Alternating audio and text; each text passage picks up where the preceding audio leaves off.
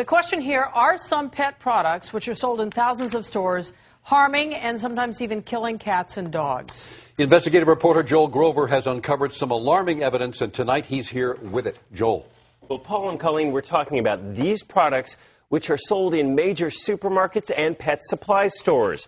They're meant to get rid of fleas and ticks on your pets.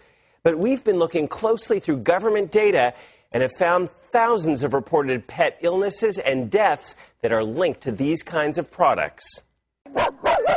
Let's face it, for many of us, pets are like members of the family, which is why it would be so devastating if your dog were to suddenly collapse. Twitching, convulsions, seizures. Or if your cat were to drop dead. I felt like it was my fault because I had applied the product. After you used an over-the-counter pet product, which is approved by the U.S. EPA. Do I want to risk my own cats to that? I have 6, and the answer is no. The products we're talking about are popular flea and tick shampoos or drops. They're sold by different companies under different names, but they all contain the same type of pesticide, called pyrethrins, or the synthetic versions known as pyrethroids. These are the same pesticides used in well-known products to kill bugs around your house. Is this completely safe? Yeah.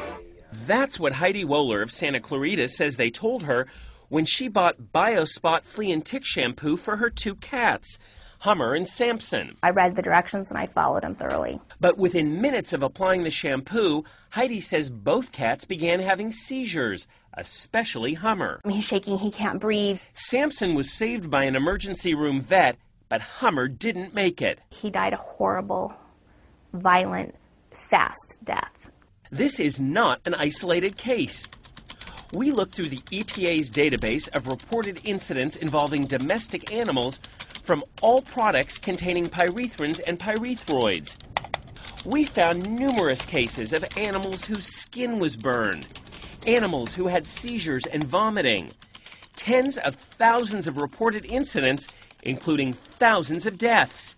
Even the EPA admits it's not sure how many thousands of animals have been harmed by these pesticides. If they're on the shelf in a grocery store or a drugstore, you assume that that's been tested and is fine. But things weren't fine when Rich Parsons of La Quinta applied Hart's flea and tick drops to his dog Duffy.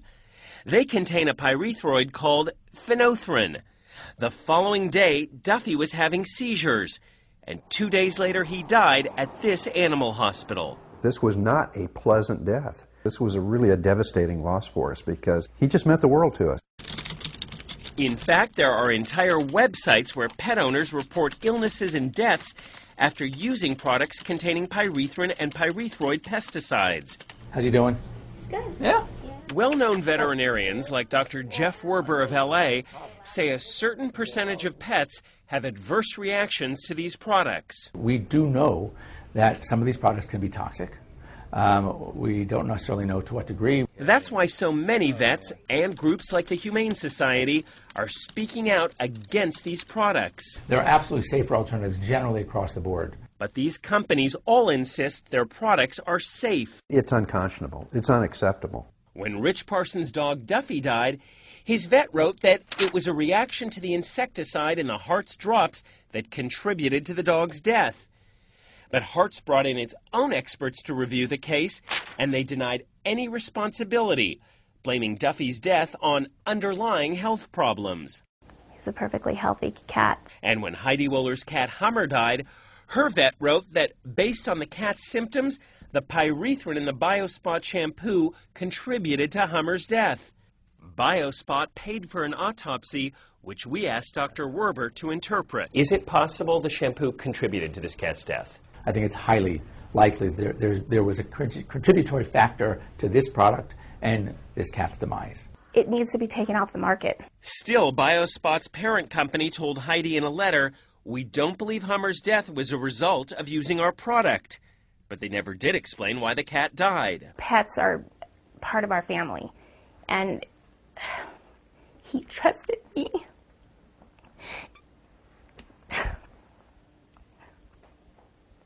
So I, in turn, tried to do my best, and I trusted the product.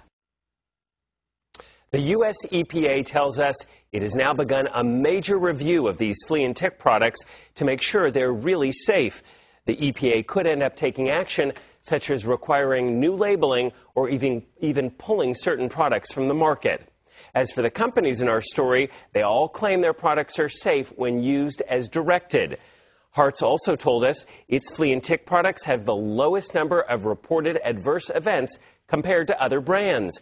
And Sargent says it is constantly looking for ways to improve the safety of our products. You can read the full statements from these companies on our website, NBCLA.com.